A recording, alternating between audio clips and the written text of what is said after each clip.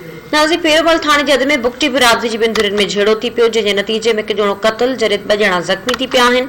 समूरनि ज़ख़्मियुनि खे नवाबशाह अस्पताल मुंतक़िल कयो वियो आहे, जिते ज़ख़्मनि जी सट नसंदे मौजूदीन बुगटी दमधणी हवाले कयो आहे।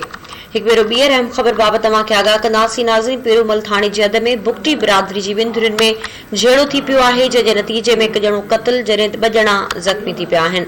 समूरनि ज़ख़्मियुनि खे नवाबशाह अस्पताल मुंतक़िल कयो वियो आहे। नाज़ी पेरोमल थाणे जे हद में बुगटी बिरादरी जी ॿिनि धुरियुनि में झेड़ो थी पियो, जंहिंजे नतीजे में हिकु ॼणो क़त्ल जॾहिं ॿ ॼणा ज़ख़्मी थी पिया आहिनि। समूरनि ज़ख़्मियुनि खे नवाबशाह अस्पताल मुंतक़िल कयो वियो आहे, जिते ज़ख़्मनि जी सट नसंदे मौजूदीन बुगटी दमधणी हवाले कयो आहे। इन तफ़सील मालूम कयूं था, असां राब्तो कयो आहे धरती टीवी जे रिपोर्टर फिदा यार मोहम्मद शहर सां। फिदा यार मोहम्मद, अपडेट कजो।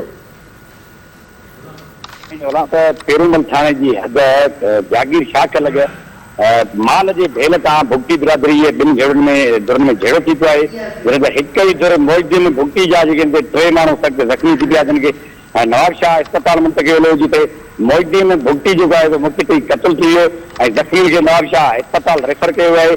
जॾहिं त फोटी जो लाश जेको आहे तो ज़रूरी कार्रवाई बाद वारसनि हवाले कयो वेंदो।